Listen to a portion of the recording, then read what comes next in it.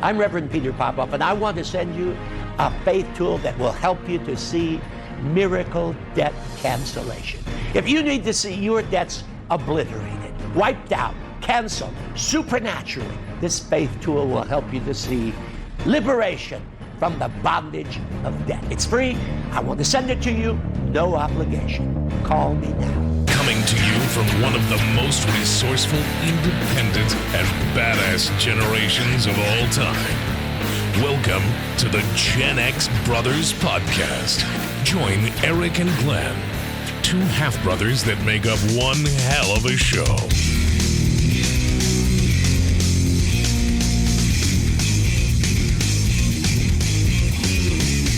Hey, what's up, my mysterious travelers? Welcome to the Gen X Brothers Podcast. Yeah. I am your host, Glad, or Glenn Lee Allen Davis, and my brother, half-brother, mini-brother, older brother, some kind of brother, Big brother, Mr. Erik D. Fulmer. a.k.a. Erik. What's up, Erik? How you doing? Doing all right, man. Rainy day here in Portland. Holy shit, it's 110 degrees here in Vegas. Yeah, it's humid, though, but, you know, it's June. And we got winter still. Complete opposites. I'm glad I got the fuck out of there. I was sick of the cold. So I don't want to get too far into this political bullshit, but I still want to touch on it. Did you see those January 6th hearings yesterday? Yeah. Jesus Christ. I DVR'd them. I was at work. I was like, damn, I'm supposed to be helping these clients with their addiction. And I'm thinking in my head, I need to get home and watch the damn trial. Yeah. You were looking. I completely forgot about it and then just happened to turn it on. And I was like, what the? Man, that was some grilling trip. You know, it makes you feel kind of like vindicated when you hear all that shit and they have it on paper and they have everything laid out and they're like, this was what happened. Trump did this and Trump was a part of this. And then you flip it over to Fox News and then you just get sad and you go, oh, fuck, it doesn't even matter. Because what sucks is like the people that need to be seeing that or watching that is not watching it. Yeah. Fox News is literally lying to their audience. It's like Fox News is doing exactly what they accuse every other media to do it to their audience. Exactly. Deceiving them and lying to them, which is what Fox is doing. Fox should not be allowed to be called a news channel. They should have their news status revoked. I'm sorry, but they don't tell the truth. They're lying pieces of shit. But despite Fox not showing it, I saw that it got 91 million viewers, which is like close to Super Bowl viewership. Yeah, so I mean, it was pretty powerful the way they presented it, the way they said it. Like, hey, this is what Trump did. Trump incited them. We have proof that people knew exactly what was going to happen. And then they showed that video, that lady, that was the best, that lady on the lawn. Yeah. And she's all, well, I can't tell you what's going to happen today, but it's going to happen. It's going to happen. It's like, isn't that kind of just the dumbest person you could be to like? That's what I say. These people are the equivalent of like, God, man, they're like children. Attack of the retards. My goodness, yeah. I'm just so done with like debating with these Trump, because there's still Trumpers on my Facebook that believe that the election was stolen. It's like to the point where like, you know what? It's like trying to convince a person that the sky is green. When 98% of the people know it's green, there's the other 2% that don't believe it's green or not green, but blue. Yeah. but yeah. I'm sounding like a Trumper now. The sky is green, not blue. You're colorblind. Yeah, so it's just trying to convince them that the sky is blue, not green. And it's like, everybody knows that. So everybody knows that the election was not stolen at this point.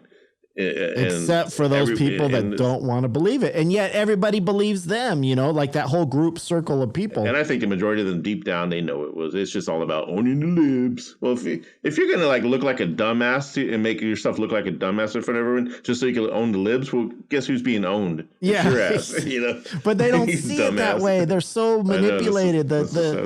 The sheep are rounded up inside the little pen, and the wolf is waiting outside to fucking eat them alive, man. They're brainwashed.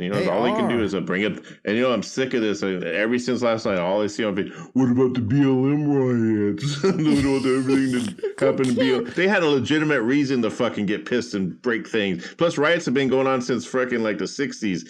Probably even before that, over stuff that was, legitimate. These people did what they did to the Capitol was based on a freaking lie. It was even based then, on being brainwashed. Let's even go off the premise that, there was BLM different. And those people broke in and stole stuff. All the people that broke into those stores, they did get arrested, those that they could catch. Yeah, they got handled, and it was covered in the media. It was, that's all I saw on my channel was everything that happened in Portland.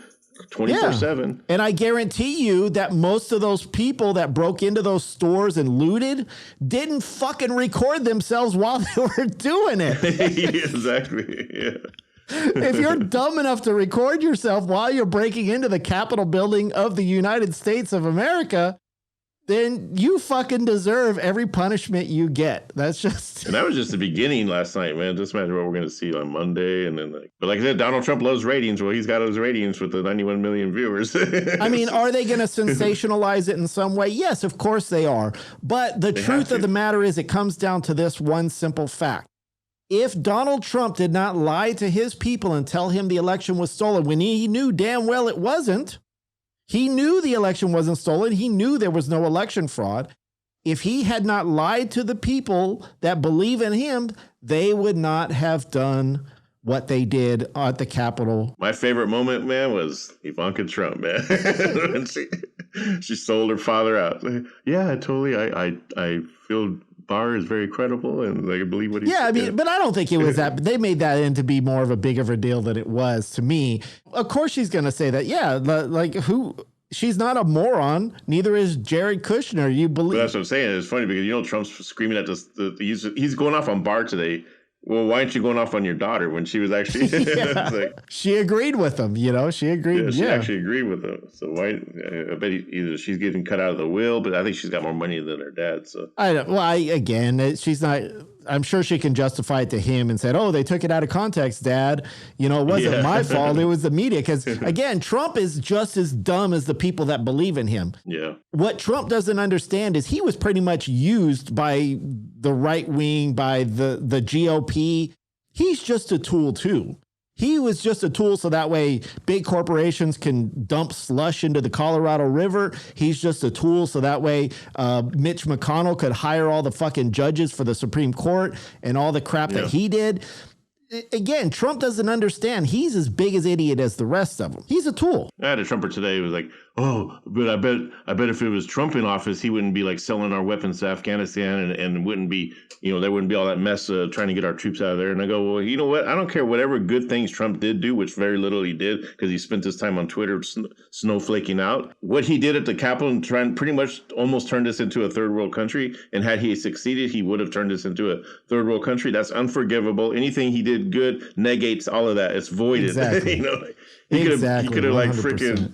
Yeah, he could have delivered 1,000 babies or something and kissed him on the cheek. Who cares, man? He tried to overthrow the government. He's and that's done. what I don't understand. So I hope that you jack shit to help us. I hope that from this hearing, I hope that the accomplishment is ultimately that Trump gets arrested, but I know that's not going to happen. Yeah. But I would hope that would be the grandest day of ever if Trump actually got arrested, got tried for treason. And that's what he should be. If it was anybody else, they would have been thrown. If it was Martin Luther King that did this, if it was Malcolm X or somebody to that, if it was somebody to that liking, like a powerful black leader that did what Trump did, they would have been arrested in 2 seconds. They would have been thrown, the book thrown at them, and they would have never seen the light of day. I want to say big fuck you to MAGA. Anyone that's MAGA, fuck off, because you have no interest in making America great. At this point, if you're still on the MAGA train, man, fuck MAGA. You're as dumb as they come. They took these words great. They took these words, make America great again, and just destroyed it. Like, in other words, that should have been applied to like what we're doing, what we're trying to do, like Biden's trying to do, or whatever, to make America really great. Yeah. But what these people did was they tarnished those words forever. Like no one's ever gonna put that sentence together. And you can't use that slogan anymore. Yeah, I mean, it's just like no. Or you shouldn't. You shouldn't at all. Just wasted it. It sounded like a good idea at first until they fucked it all up. So I'm assuming, I don't know what you think about this, Eric, but I'm assuming that the sole purpose of this hearing is for Congress or somebody to pass a law that will ultimately say Trump can't run in 2024. I think that's what they're going for. I'm hoping it does boil down to that. They're going to have to. There's no way he should be able to run because we're just going to see the same shit happen, and it might even be worse this time around. Yeah, if exactly. He does run and loses. Which should be funny as hell, because if they pass that or if they find a way to get that, then that will be. But in the back of my mind, I'm thinking nothing's going to happen. It's not going to matter because dipshits on the left and dipshits on the right. They should make it like not only that he can't run, but anybody who affiliates with Trump can't run either. Like Gates or Marjorie Green, if she decides to ever run for president one day.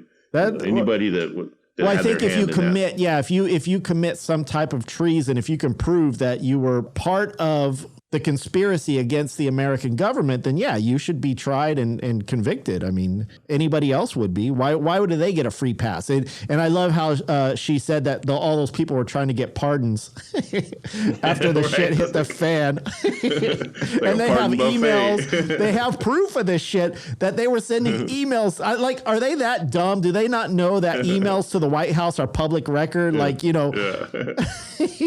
don't they understand that pardon doesn't mean you're innocent? It just means you just it just means basically. You don't have to go to jail. But I guess that's that's what they're looking for.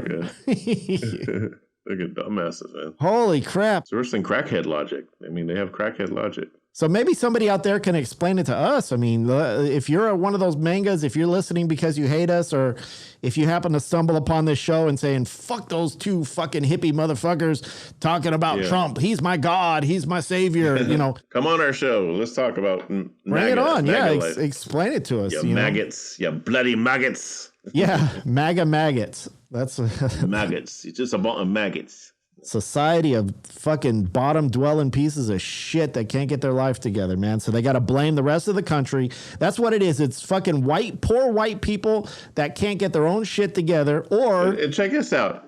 Last night after the thing aired, Trump went on his Truth Social, and you know what he said? What? He said he didn't blame it. He blamed the insurrection on the false election, or on the rig election. He said he had nothing to do with the insurrection. That it was all the fault of the election being rigged. That's exactly what he said. He still don't give it up, he's man. Still he's still so stupid, man. But I mean, I guess you got to listen. It's the Christian mentality. It's a Jesus mentality. Yeah. You can't say Jesus is fake. Otherwise, all the years that these people spent behind Trump, if you immediately say that the election wasn't stolen, if you immediately say that the other side is right, then you lose all credibility with those nut jobs. And you need the nut jobs, whether they're the Proud Boys or whether I can't wait till they get to the guy with the horns and the makeup. Oh, yeah. That's going to be pretty interesting when they get to that part of the trial. Well, I was sad to see that because they were saying how people of his own cabinet were going to invoke the 25th Amendment, like as if it was some big deal. And then it ended up the only person that was doing it was Betsy DeVos, the dumbest person on his cabinet that's in charge of education of this country. Go figure. So I was disappointed. I was like, oh, come on. Fuck her. She's fucking Betsy DeVos. That's not that big of a deal. She disappeared for a long time. I was wondering what else. And all of a sudden her name came up. I was like, oh, yeah, I remember that. She's just trying to save her own ass. She don't give a shit about anything. Like as if she cared. Oh, they're his own cabinet even. Come on. Get out of here. There's a lot of soulless. They're just soulless. Their soul is gone. Why don't they just go to England and have a king, man? Why don't they buy an island and just go live on that island and see how well Trump takes care of them? If you want to be in a country that's like a third world country where the dictator rigs election and takes over and is your president for life, then there's plenty of countries that would love to take you in. Go to Venezuela, go to Russia for that matter. Go to Russia, Go freeze your ass off over there and see how they be your president for life. Go to Russia, But I guarantee you, the moment you say something that they don't like, you're dead. Unlike this country, we'll keep you alive and let you speak whatever bullshit you want to speak. Well, Truth Social, because that's what freedom of speech is all about. Well, Truth Social, the Trump's freedom of speech site actually blocked a bunch of people that were they were talking about the trials last night. Saw that on the news too. So much for freedom of speech. Truth for dumbasses. That's what I know, man. That's what I said. They're just backwards, man. They're worse than fucking backwards Hicks, man. So we're gonna tell you, come join our social media site because we give you the honest truth. As long as your honest truth is all Trump every day, 24/7. Oh, that's funny. And then he complains about Twitter blocking him or not letting him say what he wants. Exactly. That's what I'm saying. It's just fucking weird, man. Hypocrite motherfucker. Trump is the biggest hypocrite on this planet. Let's say it proudly. Some inbred Trump shit, is a fucking hypocrite, man. hypocrite. I hope he goes, I would just love that. I know it's not going to happen. I know it's just a pipe dream. But I would love for him to go on trial. I would love for them to arrest him. And I would love for them to, whether he wins or loses, just to put him on trial for treason of this country. That would be the greatest spectacle of all time. And I would love that. You see how many people lost their shit because Biden went on Jimmy Kimmel? Like all the Fox people are like, he's going on the show this with a comedian and he's not going to be serious. And then one guy was saying, Jimmy Kimmel, he's an activist. Like being an activist is a bad thing. He's going on a show with an activist. Jimmy Kimmel is a comedian who has a passion for people that do stupid shit, just like us. I mean, it's, exactly. You can still speak whatever you feel, regardless of what your comedic. He's all, Jimmy's not going to ask him anything serious, and Jimmy did. He asked him all kinds of serious about guns, about the inflation. He was a little hard on him. I'm pretty sure Trump was on fucking SNL. I'm pretty sure Trump was on every dipshit show that you could possibly get on when he was running for president. So, Jimmy Kimmel played a little montage of all the times Trump's been on with Fox and those interviewers asking him stupid questions. Yeah, and like, stuff, what's your favorite socks? Are you going to sell more steaks? Like, come on. Like, oh my God. It pisses me off, and I hate to go into political shit on it. Well, hey, this show is all about politics, music, whatever we come up with. Whatever's on our mind, basically. Whatever's on our mind, because that Gen X Brothers is about just being Gen X reacting to stupid shit in this world. Whatever we could blow out our asses, that's what you're gonna get. So the sad part is that unfortunately the Gen X Brothers is only gonna be the Gen X one because Eric's gonna leave us because he's gonna be such a star. Yeah, right. With his with his promo spot with the new tales of the mysterious traveler, right? Eric, you got your cameo going. Hey, I'm an actor now, when Hollywood, my agent in Hollywood sent me the script, that Paul E. Schultz wrote called The Devil and Diamond Dog Diggenz. So you're going to be on your own episode 7 of the new tales of the mysterious traveler, right? Is that what it's called? Yeah. And at first I thought for sure it's going to be is this going to be another action flick where I have to star with Megan Fox and shit? So tired of acting with that chick. And But yeah. You're going to be doing cocaine off of Kristen Stewart's ass. Yeah. All right, Johnny cool, Depp, calm down, Johnny. You're gonna have your own. I think we talked about. You're gonna have your own supermodel shitting on your couch. Yeah. Give me an Amber Heard. Sue me for defamation, so I can get some of that money. But I think we talked about this little series a while back. It was called Paul E. Schultz, and it's got a podcast. Him and his Steve Vincent, his partner, and it's called. Big Broccoli Studios is what they go under. The New Adventures of the Mysterious Travelers, if I'm saying that right. I'm really bad with titles. The New Tales of the Mysterious Traveler is what I have here. Right, yeah. In my notes. That's if you gave me the correct notes, Eric. Did you get it from the script? Yeah. I'm like that with music, too. On my own music, I was like, what the fuck is that song called again? We're fucking old, man. We forget. I'm the same way, man. I'll just leave a room and forget shit. I'll be like, I think I got Alzheimer's. I'm going to have it in like 10 years. So hopefully this show takes off before then so I can remember it. Yeah, right. So basically, I think the premise for the show is basically it's like Tales from the Crypt, Twilight Zone, those old style shows where you listen on the radio and it's like this mysterious traveler going around telling different stories, and really well done. It's done kind of like an audiobook, I think, which is kind of cool. But you said it was supposed to be like an old radio show type of thing where it's that's what it reminds me of. It reminds me of like before TV came along, and warped everyone's brains. So then I have a clip from your series. I'm gonna act like Jimmy Kimmel here for a minute since we're talking about. We have a clip. Oh, set this up? Do you want to set this up? We have a clip from Eric's new appearance in The Devil and Diamond Dog Diggenz. Now, what's this clip about, Eric? Please explain. I think it's where I take my producer and bend her over the desk and do her doggy style. That's kidding. No. I don't remember because, like I said, I'm really bad with music. All right, let's play the clip and let's see what we got here. Up next, we got a whole bunch of pre-recorded news and weather that no one really gives a crap about. But fear not, dear headbangers. The old dog will be back again tomorrow night to light your path on the late night drive. But the dog's gonna leave you with another one from Death Griptopia. Man, the dog really digs these cats. This one's called death. Selfless promotion in his own bit. Yeah. That was all Paul's idea, too, which is cool. Yeah. All right, in that case, it's okay. Yeah. There's another line where I mentioned Will-O-Wisp. Yeah, I heard that when I heard the full thing. Jesus, music today sucks. Your mic's still hot. What? Again, hot mic. Hit the damn button, Dave. It's Dog. Dave was my slave name. The button? Not till you say the magic word. I'm your producer. I don't have to say please. Not that one, man. Hit the damn button, dog. Your wish is my command. There. Okay, that was it. And the audience is like, now the audience in the, they're all, yeah. The debuts in the theaters next Friday. Yeah. I'm not sure cool. when it's going to air, but we know we're definitely going to promote it, play it out there. Paul's still working on the episode, the edit. So who was the girl that did that? She for some reason, she kind of sounded like Thelma from Scooby-Doo. Yeah, that's what I was thinking for some too. reason. So I just know Paul might have told me her name. I know Steve Vincent is Paul's partner, and he has a role in this. I just know her as Lisa, my producer. I haven't got to meet the cast yet, Yeah. Hey, they do that now. That's how Hollywood works now, Like everyone's on different.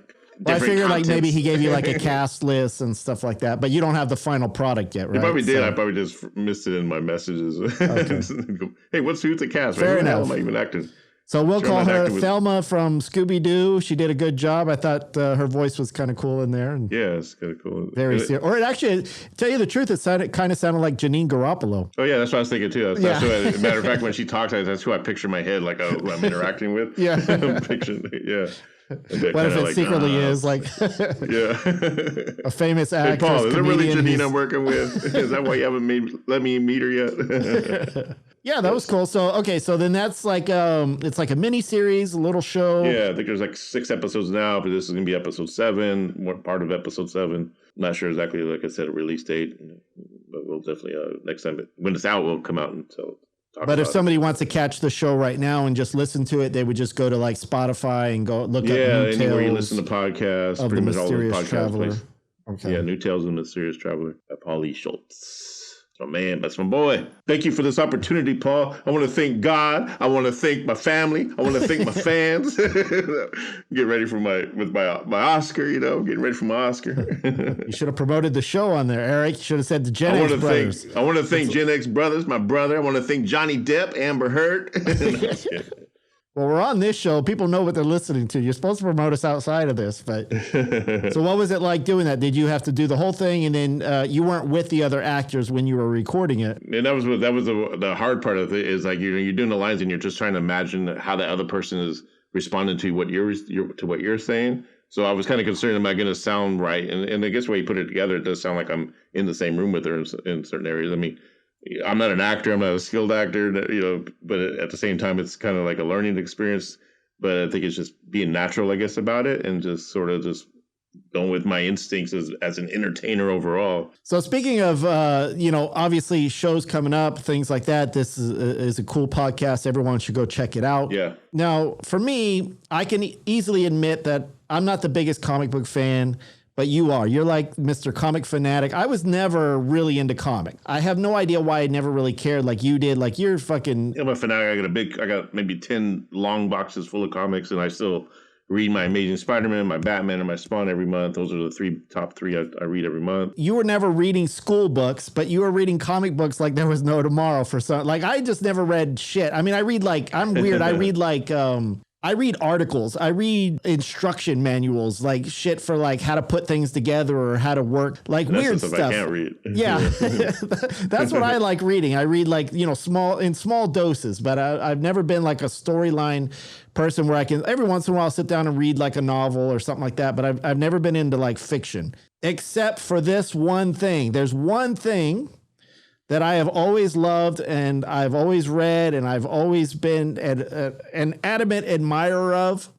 And it is the only reason that I will get Netflix again, because I'm not a big fan of Netflix. I didn't even resubscribe for Stranger Things. I didn't give a shit about that. Yeah, that's actually really good. But In August, The Sandman is coming to Netflix. The Sandman. The greatest comic book on this planet, a graphic novel, whatever you want to call it. By Neil Gaiman.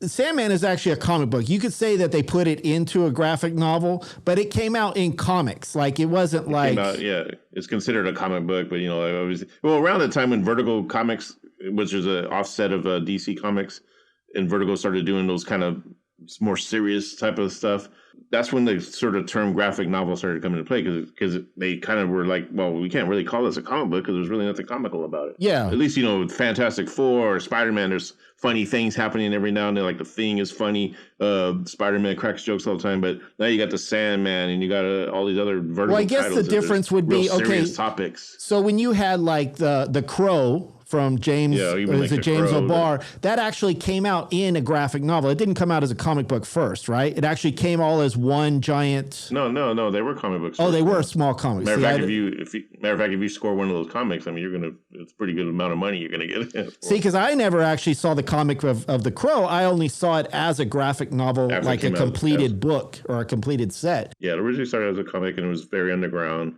put together with staples and paper. Basically. Whereas the Sandman, though, I guess my point is that versus the Sandman, who always came out like as a series, and then eventually they put each, like, I guess, season of it, they put like the first part of the season in a graphic novel. It's been reprinted in different graphic novel styles. It's been reprinted about 1 million times as a graphic novel. Different versions, hardcover, giant mega friggin' black and white version. Yeah. I have the giant mega black and white collectible cool, thing. I have right back here, I have the Sandman bookends that you bought me for my birthday. Oh, yeah. Many years ago.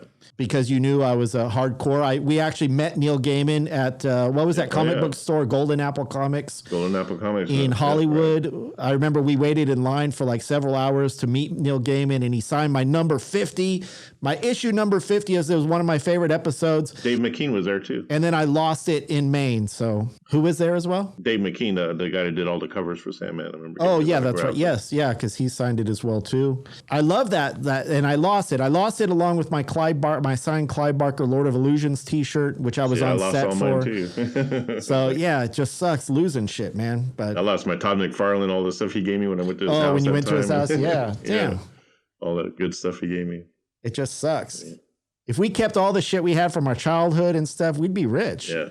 Oh, yeah. So a lesson to all you kids out there, keep your stuff, because in 30 years when it comes back, it's going to be worth a lot of money. Yeah, so the Sandman is something I've been waiting for, and I was 10 years ago. I was thinking this should be a movie, but there's so many different. How would they do it? You couldn't just do a regular movie on this. It would have to be a series. When I was to me in my head, when I saw Lord of the Rings, right? Lord of the Rings was such a leap as far as like cinematic mastery, as far as how they did it, how they did the CGI. And as soon as that movie came out, The Fellowship of the Ring, I was like, now they can do a Sandman properly, because you can do CGI like that. You can make the Sandman and all the creatures and all the stuff. The look is amazing. And of course, it still didn't come out. And at least I'm grateful for Neil Gaiman to being as protective as he has been to make sure that it's done right. Now, did we ever find out? Like, I keep meaning to look it up, and I just haven't yet. But is Jason Joseph Gordon-Levitt attached to this Sandman? I remember a couple years ago he was.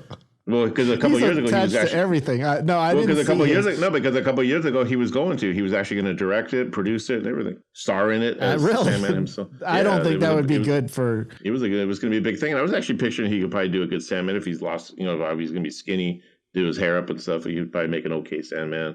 But he was a fan of it, so that's why he was going to do it. But I just wondering if this is the product of what he was talking about 2 years ago, 3 years ago. Maybe he's just maybe he's just producing it.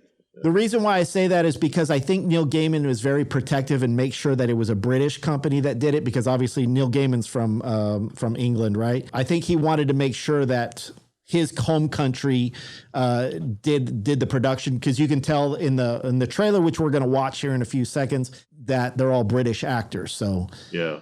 We're going to watch the trailer here. It just released. The new trailer just released about 4 days ago. Have you had a chance to see this yet, Erik? Or part of it, just a little bit snippet. Because I knew we were going to review it, so I didn't want to watch it. I wanted to get a really good reaction. I just watched the very first beginning part, maybe 10 seconds of it. I was like, no more. I've already watched it like 100 times, so I I knew we were going to watch it, but I knew, hey, it's not going to be anything super spectacular for me not to watch it. So fuck it, I'm watching it. It's going to be, oh my God, look at that. Yeah. All right. So today we are going to take a look at the first real Sandman trailer. I know they had some teasers back a few months ago. Yeah, this is the trailer.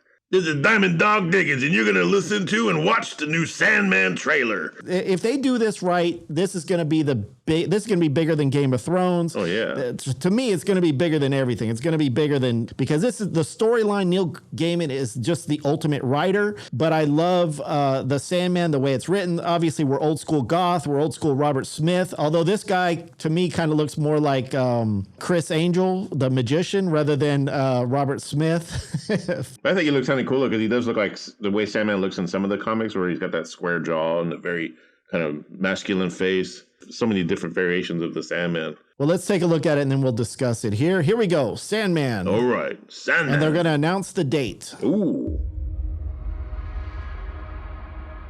I'm the king of dreams. Goddamn right he is. Nightmare realm.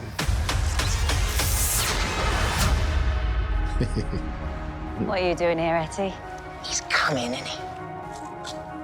Yeah. Morpheus, the Neuromancer. You know the Sandman. It's a fairy story, Etty. He's no fairy story. He's back. Good to know. What's he got in his hands? Open your hands, now!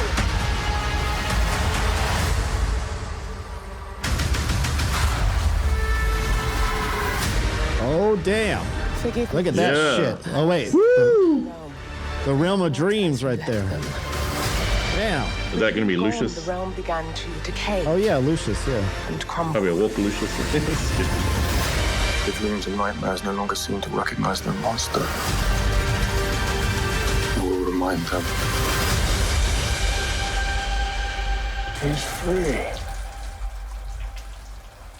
He's out of his cage.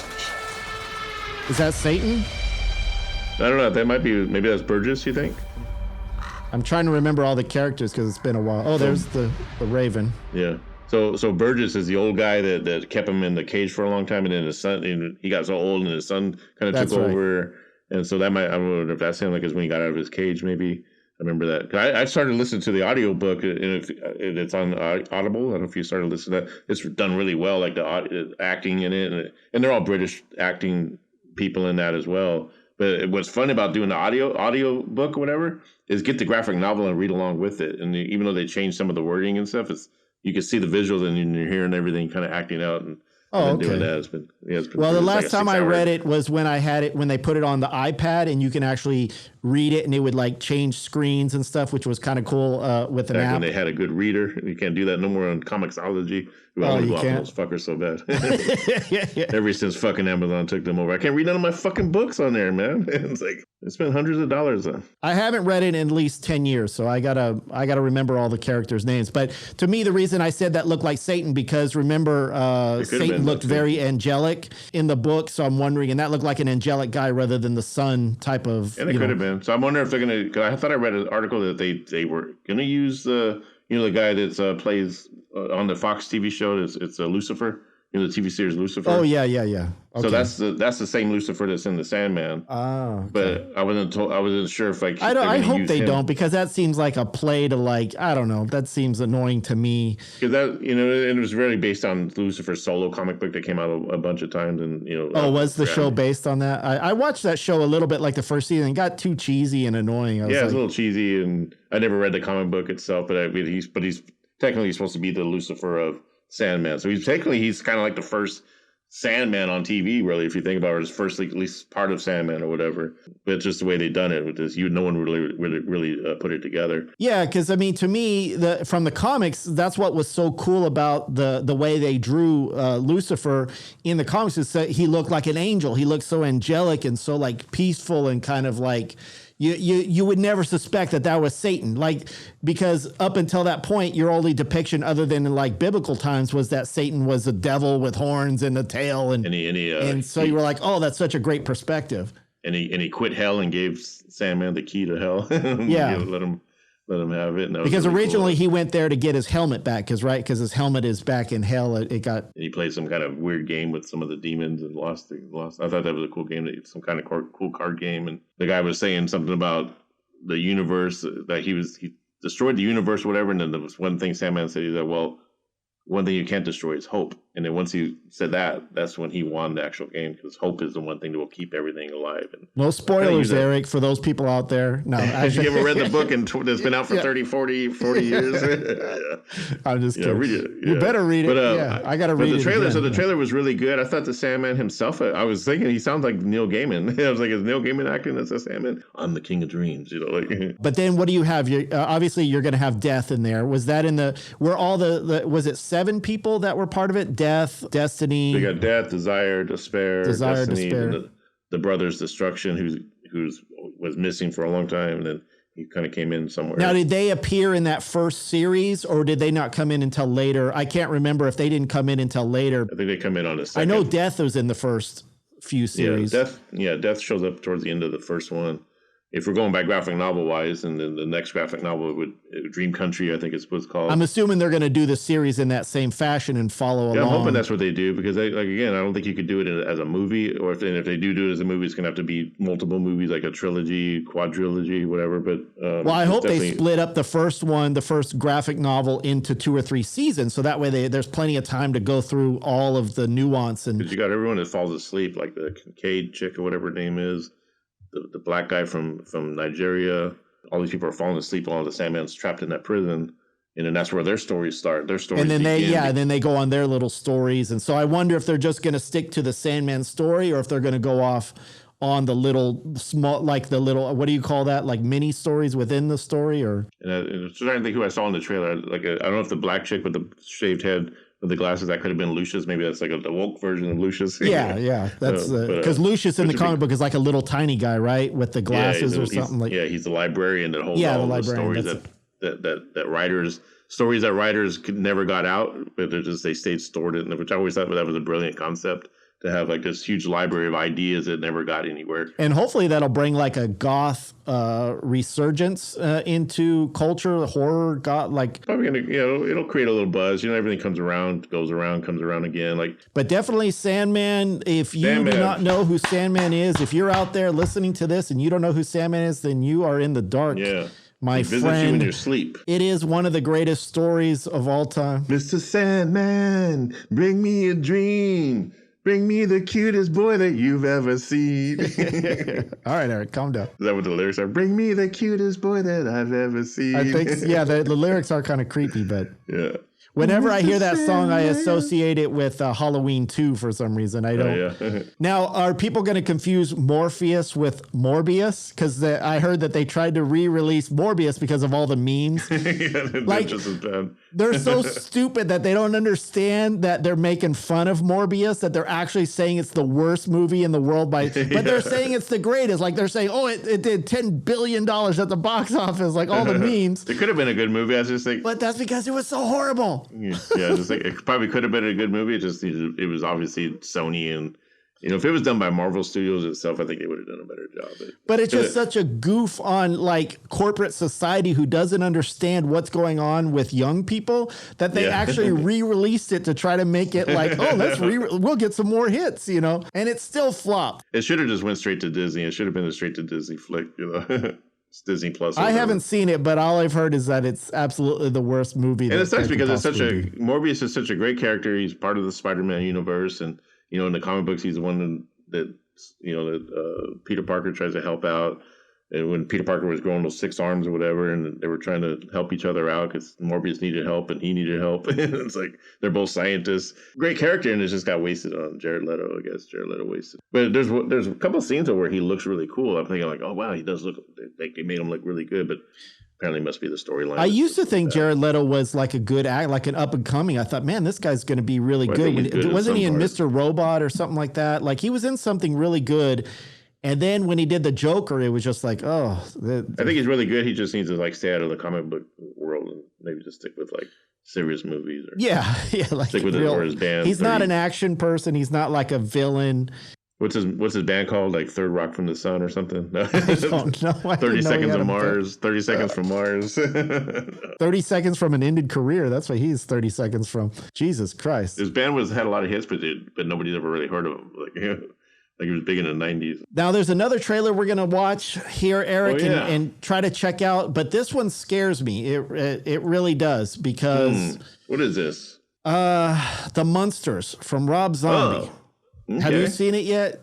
I've only seen pictures, and I see a lot of people dogging on it. To me, I've never been a big Munsters fan as it is, or even Addams Family. I mean, they're cool. I'll watch them when they're on, but it's like I liked it. I mean, I wasn't like a huge fan, but I like the lore. I like, again, it's campy. Like to me, like however they're gonna do the Munsters, if they do it bad, they do it bad. If they do it good, it's like because I was never a big fan of the original series as it is. Even though like when I do watch an episode of the old series, I get into it. But it's not nothing like I would care if they did it wrong or did it bad.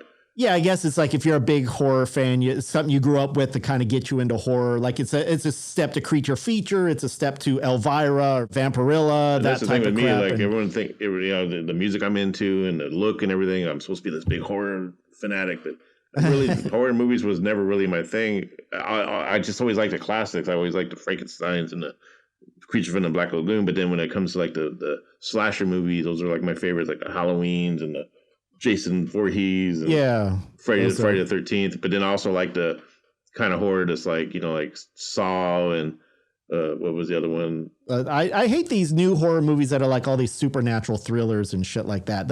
I do like the Human Centipede. I think that's the most horrific movie I've ever seen in a while. I still haven't seen that for some reason. I don't know why. I'm just like, I don't care. The first one is cool. Watch the second one, man. It'll give you nightmares, man. Really? Because you just feel so bad for those people. I mean, they got their freaking mouths sewed to each other's asses. Yeah. That's why I'm like, I don't care. And the torture they're going through, like you're putting yourself in their position. And you're like, holy shit. Just imagine if that really happened. So, well, let's watch this. This is from Rob Zombie. He just released the trailer for The Munsters. And obviously anybody who's an old school Gothic fan, you love The Munsters. I think it's more about the dress up. I think it's more about the look and the aesthetic that people love more. The show's cheesy. The show is campy. The show's always been, but it had it had its allure that made it great. And I like what he did with Halloween. A lot of people don't like the Halloween movies. I love what he did with Halloween. I like the concept of what he did with Halloween, but towards the end, it got really. I fell asleep through it. I couldn't take it. So, but all right, let's do this. The Munsters teaser 2022 by Rob Zombie. Let's check it out first, and then we'll see what we think. It's gonna be scary.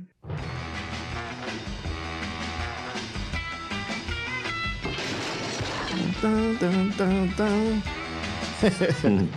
Cool.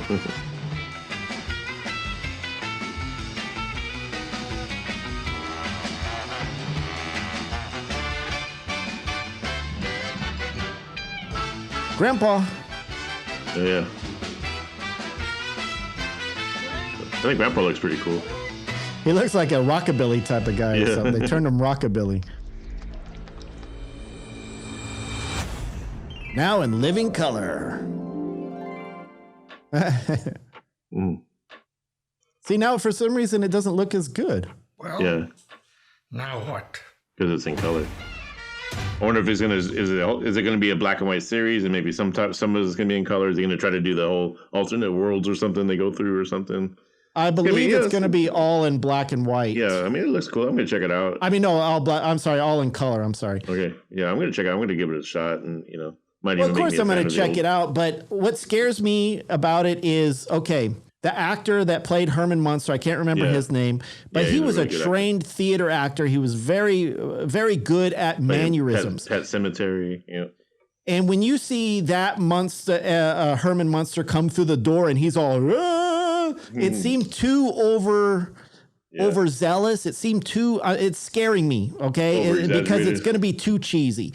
Whereas Herman Munster, the original guy, he knew exactly how to play that character. Even though he hated it, even though he hated being that person, he knew how to be cheesy and goofy, but not know that he's being goofy. Because that's the key to the Munsters, is that they're this monster family that doesn't really know they're a monster family. That's the idea of the Munsters, is you're living in a suburban America.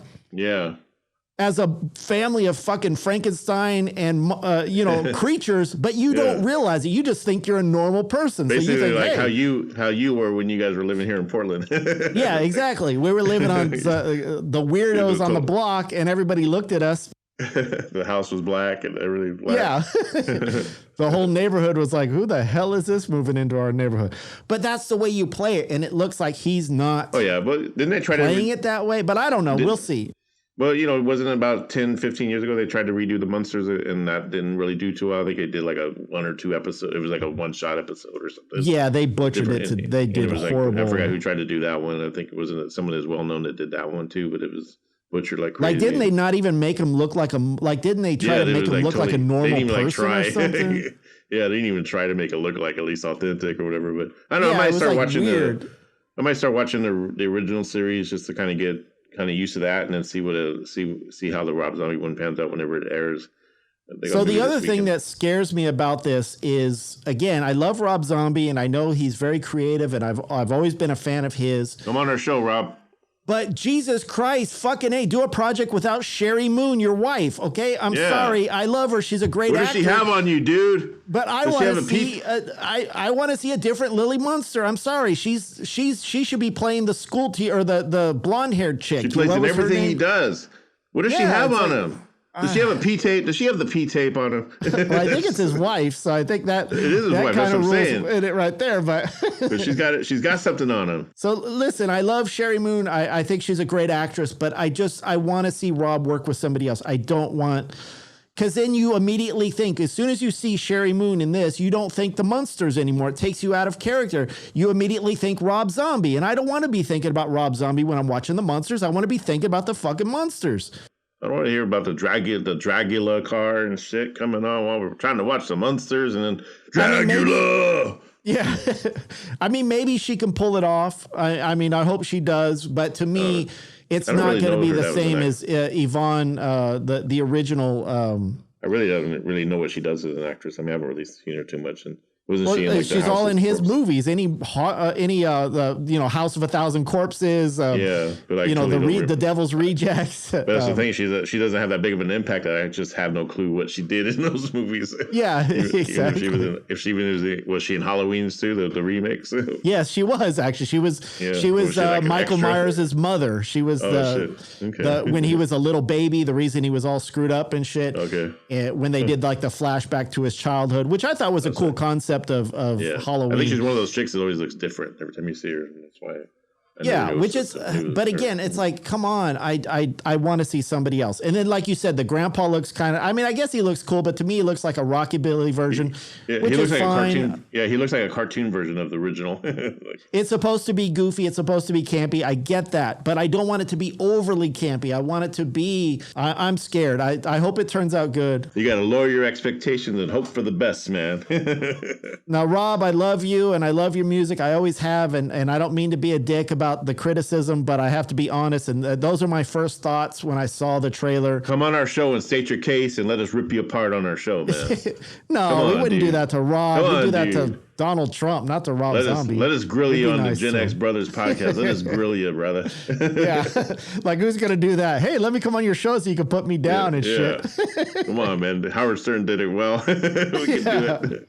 They're like best friends, though, Howard. Because how I wonder how Howard Stern really thinks about it. I haven't listened to Howard Stern in a while. If he'll be honest with him and say, "Hey, no, I think it's a little cheesy," or if he's just going to kiss his ass and go, "Yeah, it's the greatest thing in the world." I don't know if he even watches it. I hope it comes out good, but we have that to look forward to. We have the Sandman to look forward to. Yeah. So far, Sandman's a 5 out of 5. Munsters, 3 out of 5? Trailer, if you're just judging by the trailer. Yeah, I mean, it was a short trailer. I mean, I like it, but I'm scared that the overall thing is going to be too over the top cheesy. That's what I'm worried about. The production looked good. I do think it looked weird when they went from black and white to color. I think the color didn't, I don't know. It just... Was the original Munsters ever in color? I think didn't they do it in color after a while or something? They might have did maybe the third season or something later on. Last season or something, yeah. Yeah, or they might have done like a special, because I know they used to do like specials, like the special hour on TV or something like that. So maybe that was in color, but so I'm giving the Sandman 5 out of 5 Rotten Tomatoes, and the Munsters right now 3 out of 5. Rotten Tomatoes. I'll agree with that. 3 out of 5 for the Munsters, and then I'm going to give it 10,000 out of 5 for Sandman. So yeah, even like that's how big of a fan. Listen, I'm not a fanatic about, you know me, I don't really give a shit about a lot of things. I'm not a fanatic about most of the stuff. Like, I like it and I go, hey, that's cool. But I'm never like, I'm never like fucking, you know, like crying like Elvis or something and acting like a fanboy. Shit. I'm all, no, that's not my character. But for Sandman, yes, 100%. I'm a fanboy of the Sandman. Yeah, me too, though. I've been, like I said, I've been waiting. This should have been done. Well, I guess you couldn't have done it 10 or 15 years ago because it wouldn't have been the technology. It would have sucked. You know, I think there's a reason why they wait so long for certain things to come out. That's why and James you needed Cameron, a company like Netflix that's willing to give you the freedom to do it or like HBO or something like that. Yeah, that's why James Cameron waited 15 years to bring Avatar 2 out. Is that finally coming out? I don't even know. It looks like the trailer looks pretty good. It's like I keep seeing all these like fake things, come up, and it looks fake. Like I don't know if it's the real trailer or not. Yeah, so. I saw the trailer in the theaters. They're starting to show it in the last movie I went to. I forgot what movie it was, but yeah, it looks really good. I mean, that's what James Cameron said he does. He said the reason why it takes him so long for movies because of the vision that he has. He waits for the technology to catch up with what he has in his brain, and so if that's the case for this new Avatar, then yeah, he did a good thing by waiting because it does look pretty badass. It looks. I did love the original Avatar, man. I've seen that. That movie still gets me. When all those animals come out, when all the animals on the planet come out to save them, that still gets me to this day. I love that. I have to watch it again. I haven't watched it in like years, but yeah, the new one's called something water, like the worshipping water or something. It was like I don't know. It's got a weird title, but it's Avatar something with the water. Well, I'll tell you what, Eric, speaking of worshiping water, and just so we can get off of the topic of movies and entertainment, although this still qualifies as entertainment. You need a miracle. Real people with real needs are receiving real life-changing miracles when they use the Miracle Spring Water. I got his Miracle Spring Water, and it changed my whole life. I got a job. I got my own apartment. I'm doing very good. I did get my official Miracle Spring Water from Peter Popoff. Miracle. Water. Hallelujah, brothers and Jesus. Hallelujah. Holy spring water.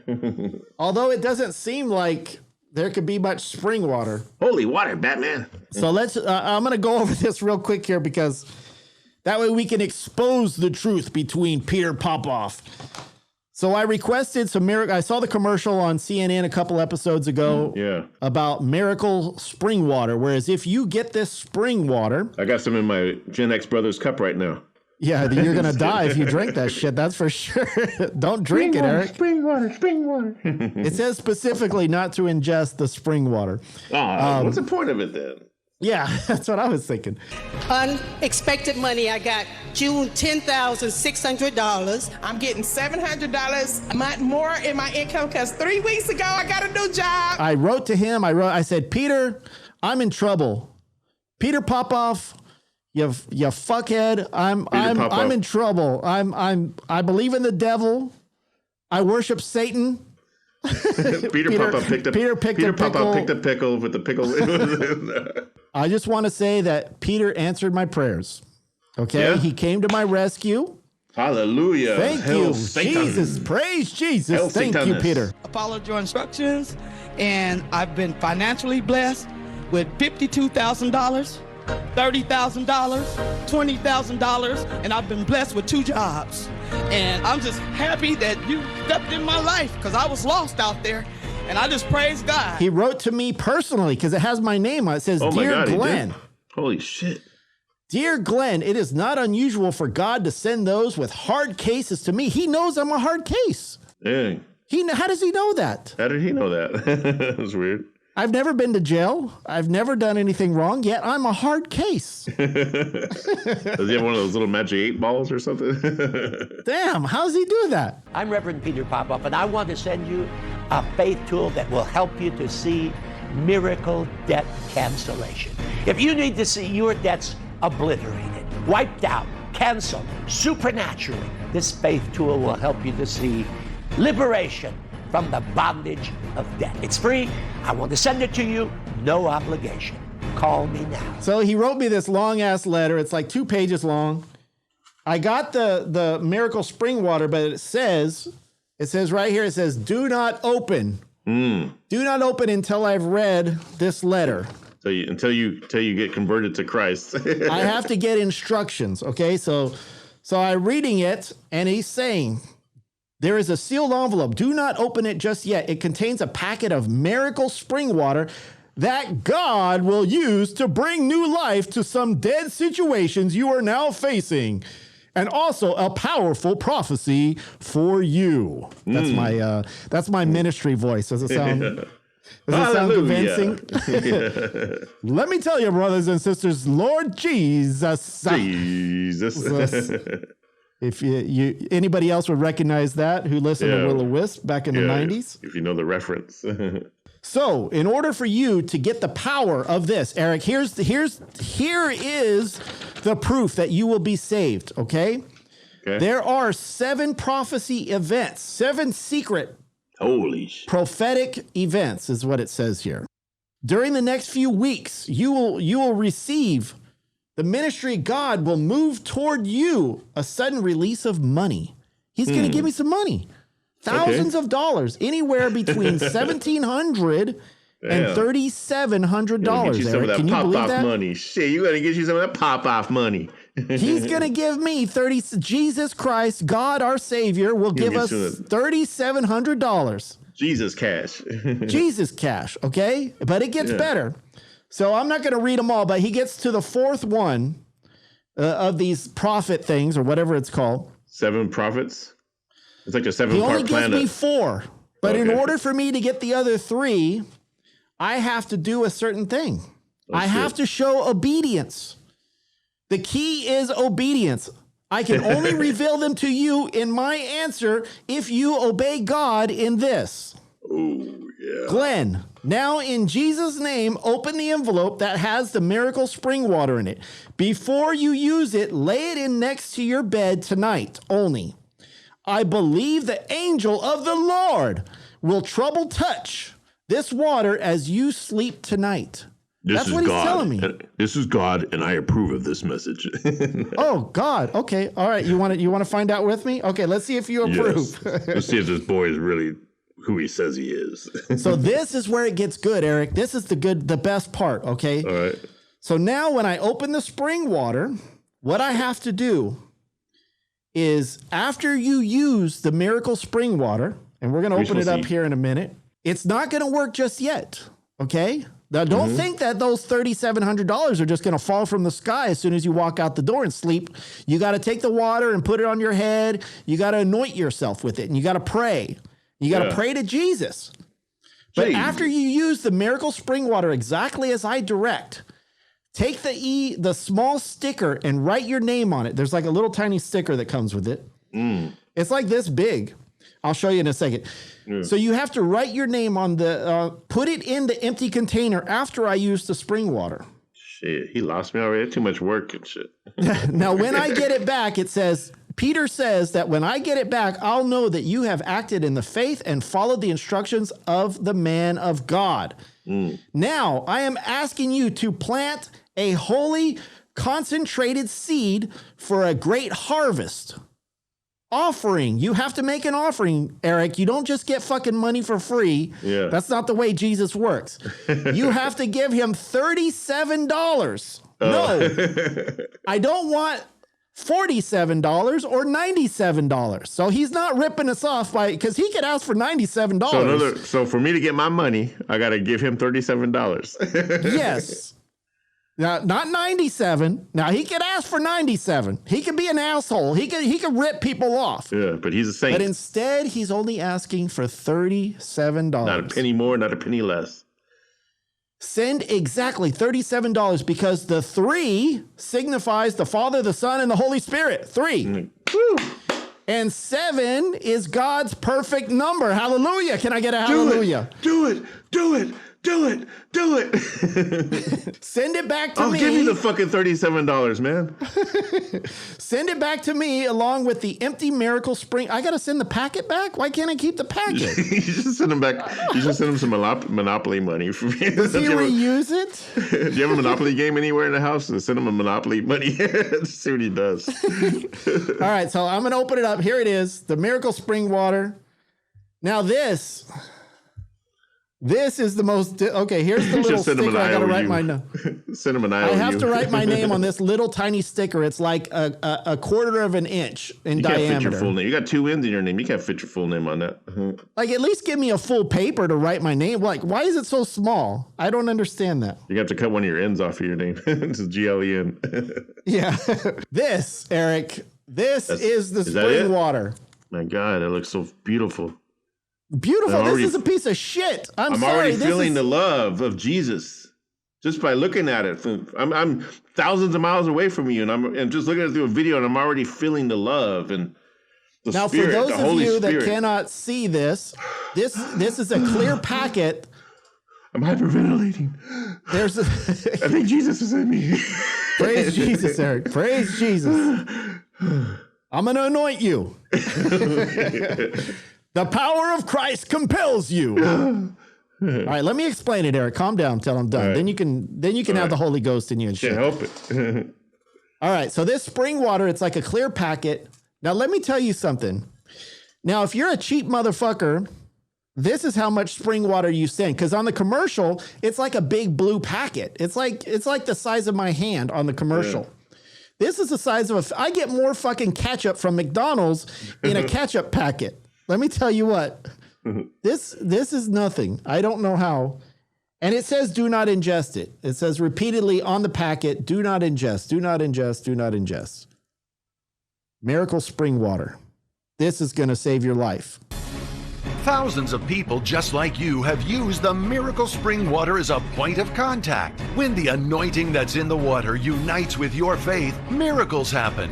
You had sent me the water and I used it. You told me I was going to get a check for $7,000. I said, who is going to give me $7,000? Where did Peter Popoff get that from? Sure enough, I got a check in the mail. It was exactly $7,000. What would happen if you really do ingest it? And I know, I'm not going to try that. I'm probably rubbing alcohol. Yeah. Smell it. I'm not even going to open it because I don't want to spill it everywhere. But is it like in a flat thing or something? Or is it? Yeah, it's just like I said, it looks like a mayonnaise packet. It's like like a clear mayo packet is what it looks like. But there's barely any water in it. I guess maybe that's I'm pretty sure it's to keep it thin and it will cost him less in shipping. Now, here's the best part. He includes an envelope, right? He includes an envelope so you can send it back to him. It's already addressed, so you don't have to write anything down.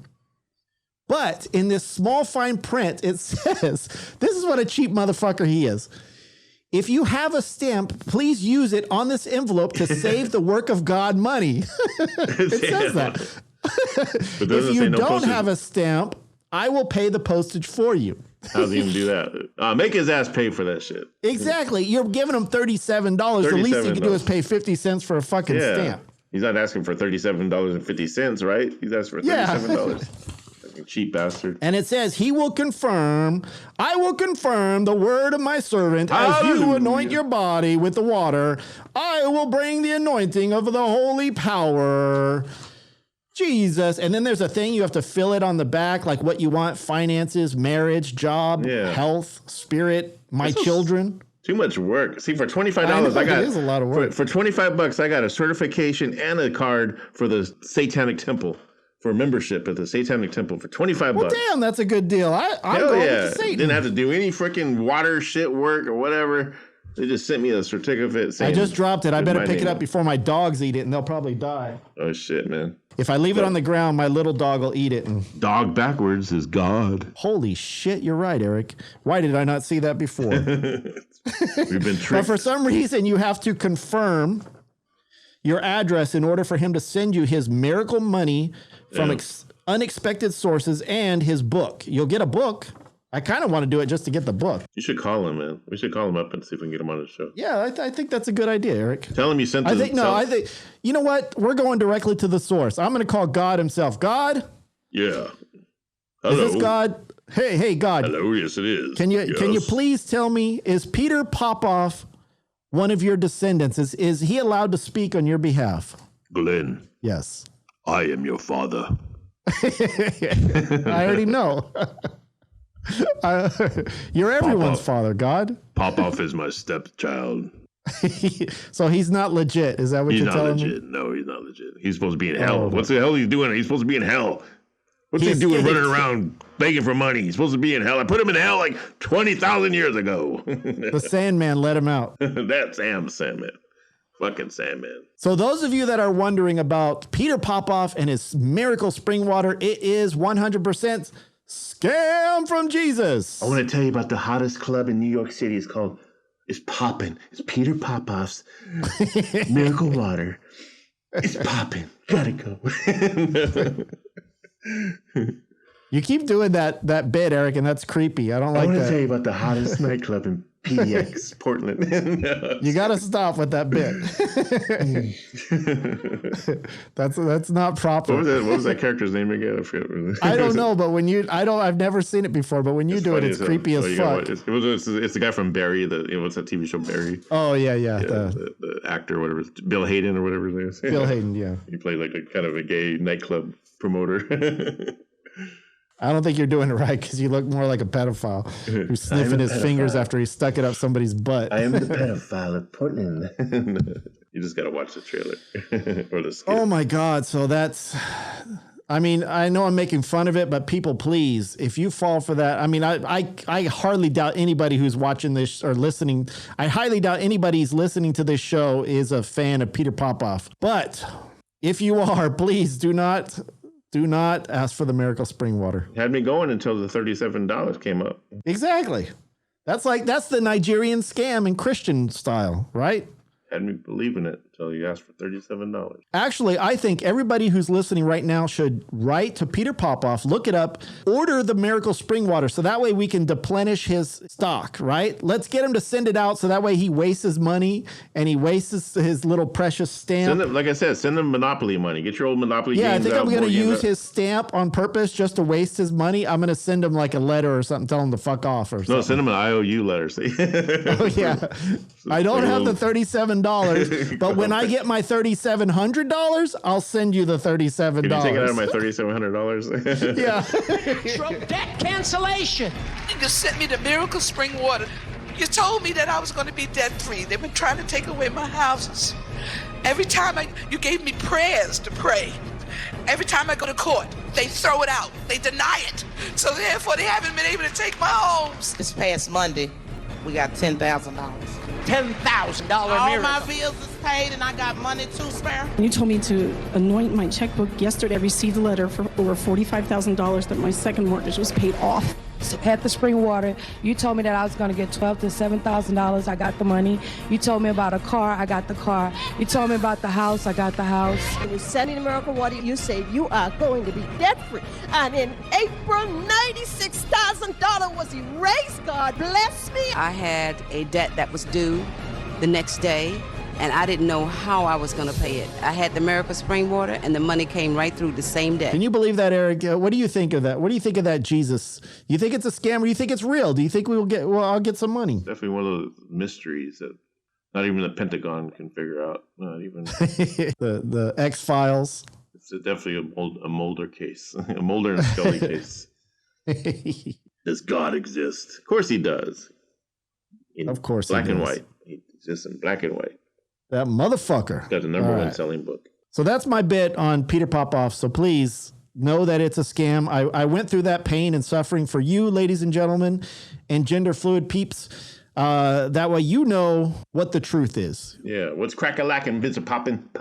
Before the miracle spring water. So, you know, I heard Ozzy Osbourne's going to be getting a crazy surgery on Monday. That's going to be it's going to either determine the rest of his life whether it's going to be good or bad. And damn.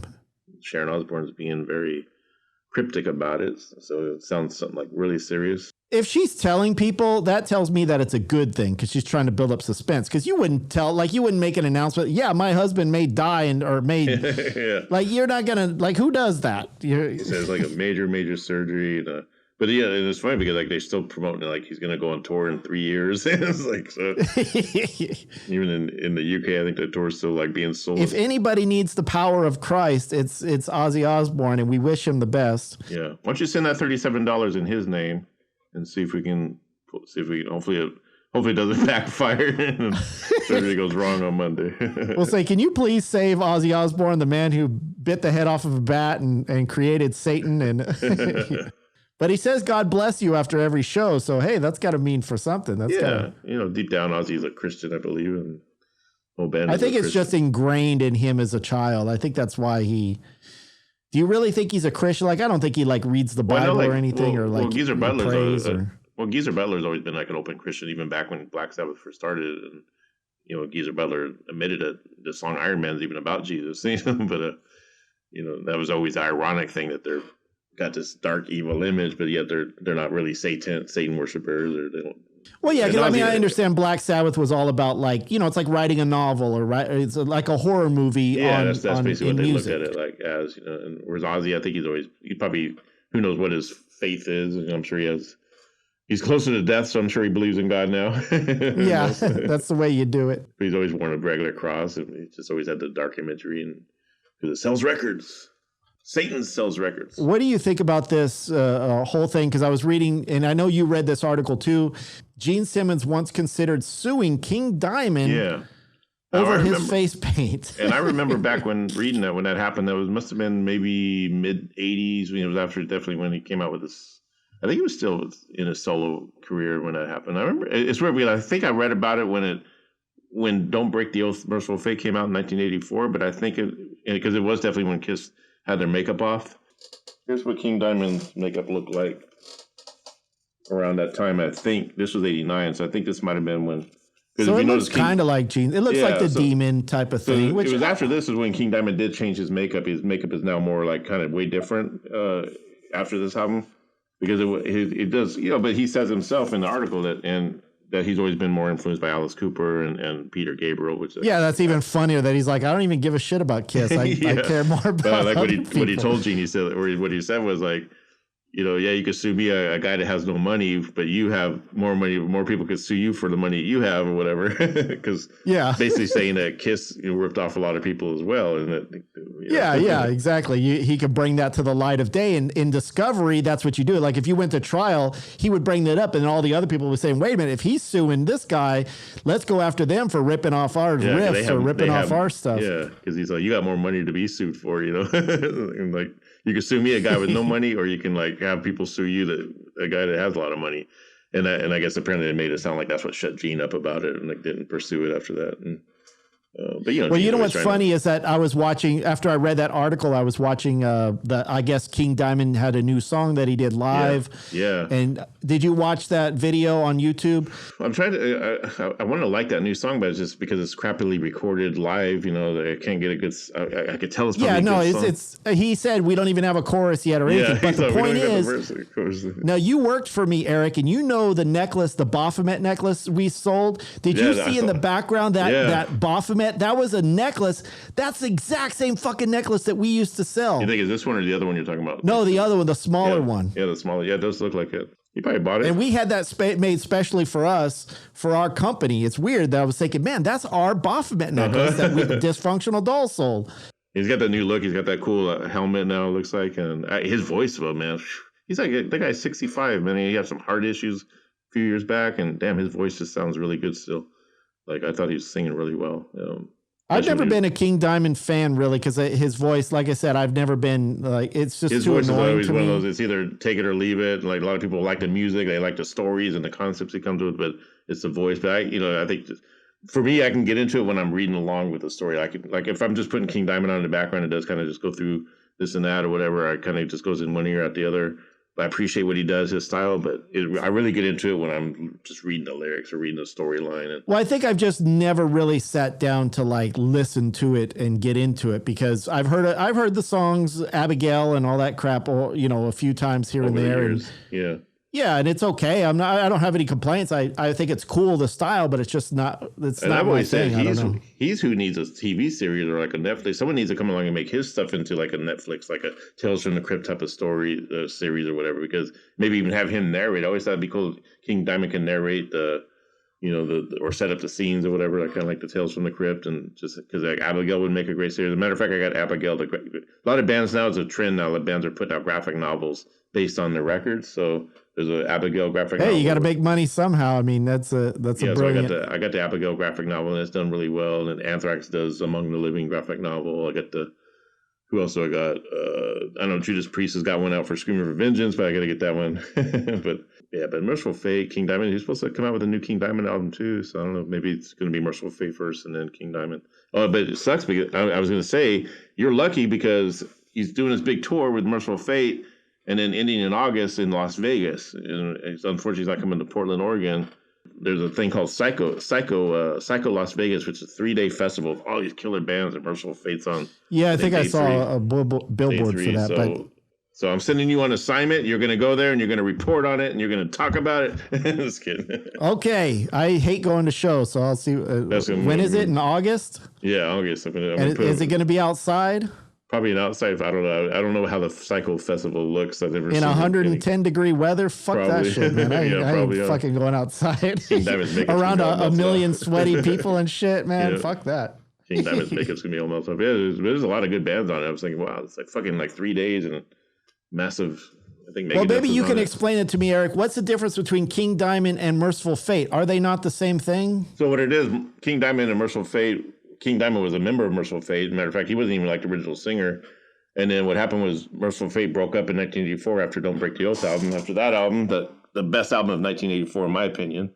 So they broke up, and then King Diamond just went on a solo. So what King Diamond does is different than Merciful Fate is he's all story driven and talks. He has different. Every album has a different concept. Whereas Merciful Fate, each song has a theme or whatever, and it's more kind of. So is Merciful Fate still around with King Diamond, or yeah? So now they're back. So what they do is they kind of break up and then they get back together every 5 or 6 years. Like they broke up, then they got back together in the 90s, and then right now it's kind of almost like they're doing. I think King Diamond's trying to juggle his solo career along with Merciful Fate, and so I don't know why they break up. I don't really know about their whole entire storyline. They get sick of each other. Now I remember why I didn't want to be in this fucking band. I'm out of here. And if you listen to Merciful Fate's music, it's kind of more like hard rock driven, kind of more like classic Judas Priest style. But it's still the same vocals, right? Still the same vocals, but it's just different storylines. Whereas like King Diamond's music itself is more just metal driven and different guitar players, and but definitely a different stage show. I did not know that. Yeah, definitely a different. Like I saw King Diamond in 2019, and this stage show was just amazing. You bring all these different. I saw him as King Diamond, not as Merciful Fate, and this was more fun metal facts from Eric D. Fulmer. Yes, where you can get all your fun metal facts on Merciful Fate. The Wikipedia on the Metalpedia. Is that so? With dyslexia. A Metalpedia dyslexia. Yes, with dyslexia. At least I think I am. Just not diagnosed. I talk backwards talk. All right, everybody, that is our show. We appreciate you listening to us every week. This is our 19th show. Next week will be our 20th show. We'll have a special guest for you guys.